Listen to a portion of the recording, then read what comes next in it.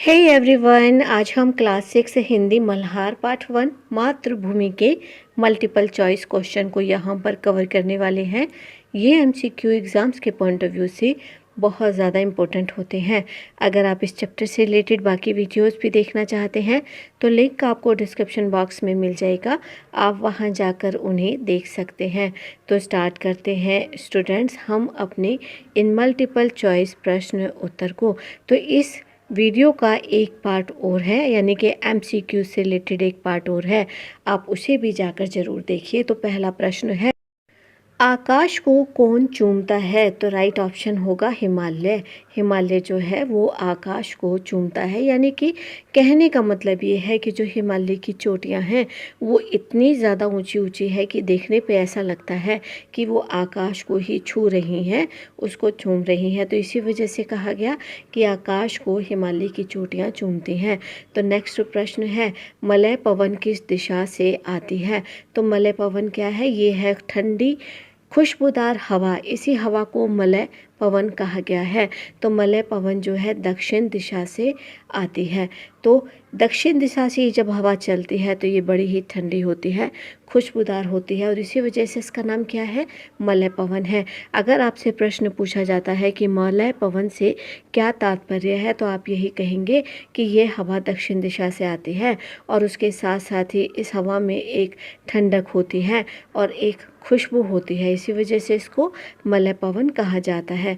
तो नेक्स्ट प्रश्न जो है वो है, कविता में किसको लहराते हुए दिखाया गया है? तो यहाँ पर सही आंसर होगा नदियों को, कि कविता में नदियों को लहलहाते हुए दिखाया गया है।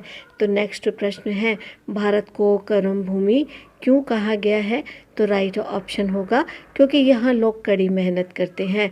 यहाँ के जो लोग हैं खाली बैठना बिल्कुल पसंद नहीं करते हैं और यहाँ के लोग बहुत ही कड़ी मेहनत करते हैं।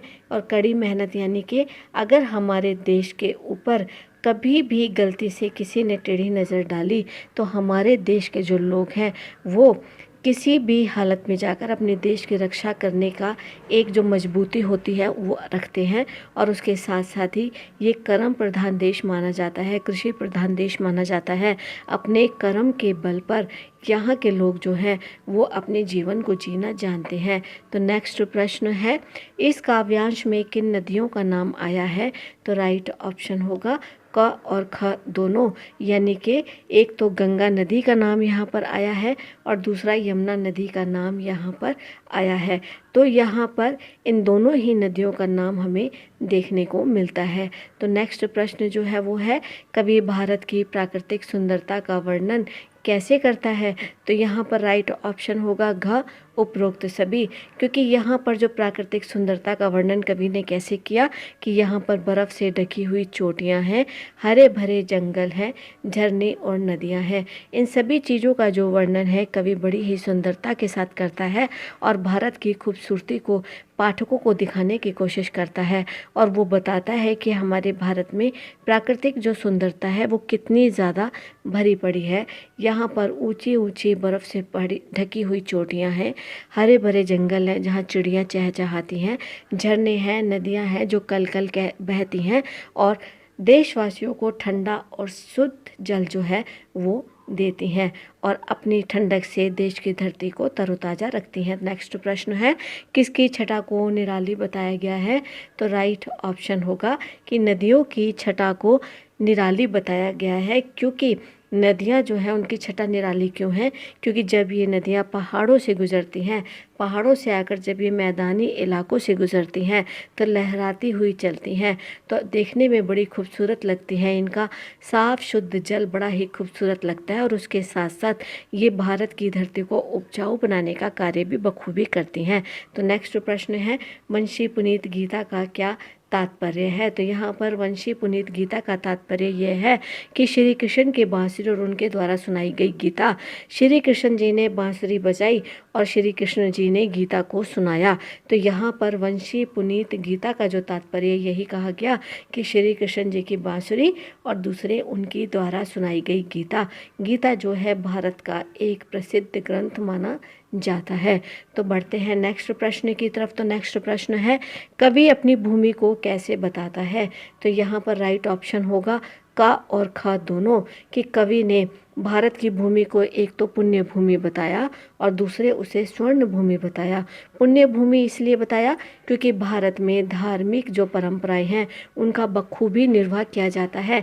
एक से बढ़कर एक संत ऋषि मुनि भारत में हुए जिन्होंने अपनी तपस्या से भगवान की प्राप्ति की। और दूसरे स्वर्ण भूमि इसलिए कहा गया क्योंकि भारत में जो धरती है वो सोना उगलती है। भारत के कण कण में जो धरती है वो उपजाऊ है और यहाँ पर जो भारत है वो अनेक प्रकार से प्राकृतिक जो खजाने होते हैं उनसे भरा हुआ है, इसलिए कवि ने इसको स्वर्ण भूमि भी कहा। तो इसीलिए राइट ऑप्शन होगा का और खा दोनों।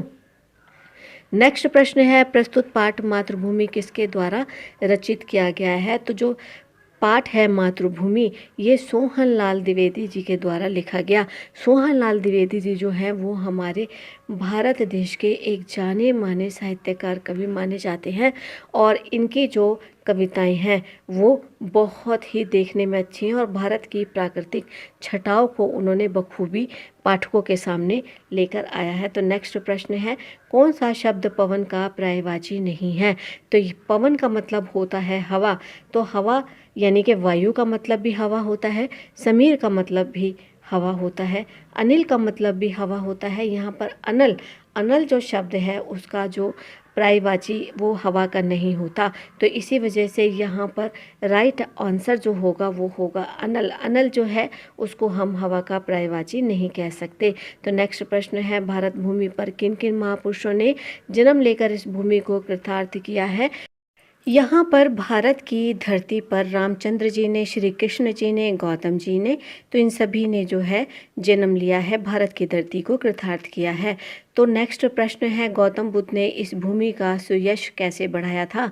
तो राइट ऑप्शन होगा क और ख दोनों, यानी कि गौतम बुद्ध जी ने भारत की धरती को दया भाव सिखाया था, अहिंसा का पाठ पढ़ाया था और कहा था कि ये धरती भगवान की दी हुई धरती है, यहाँ पर सभी लोगों को मिलजुल कर रहना चाहिए।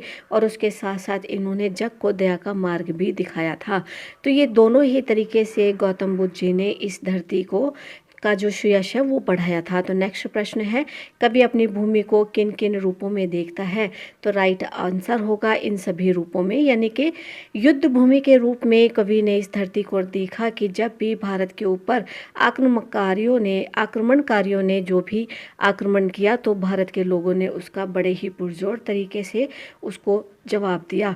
उसके बाद जो है कि मातृभूमि के रूप में, तो यहाँ पर कवि ने मातृभूमि के रूप में भी इस धरती को देखा। और तीसरा पुण्य भूमि के रूप में, तो पुण्य भूमि के रूप में भी कवि ने इस धरती को देखा। तो आंसर होगा इन सभी रूपों में कवि ने अपनी भूमि को देखा है। तो जो पढ़ते हैं नेक्स्ट प्रश्न की तरफ, वो है कौन सा शब्द पवन का पर्यायवाची है? तो यहाँ पर राइट आंसर होगा क और ख दोनों, यानी कि पवन को हम वायु भी कहते हैं और पवन को हम समीर भी कहते हैं। तो ये दोनों ही जो शब्द हैं वो पवन के पर्यायवाची हैं, हवा के पर्यायवाची शब्द हैं। तो स्टूडेंट, उम्मीद है सभी आंसर आपको बहुत अच्छे से क्लियर हुए होंगे। वीडियो को लाइक कमेंट शेयर जरूर कीजिए, चैनल को सब्सक्राइब करके नोटिफिकेशन बेल को प्रेस कीजिए, ऑल पर हिट कीजिए ताकि आने वाला हर वैल्यूबल वीडियो आप तक पहुंचे। मिलते हैं हम आपसे अपने नेक्स्ट वीडियो में। Till then keep watching, stay connected. Thank you.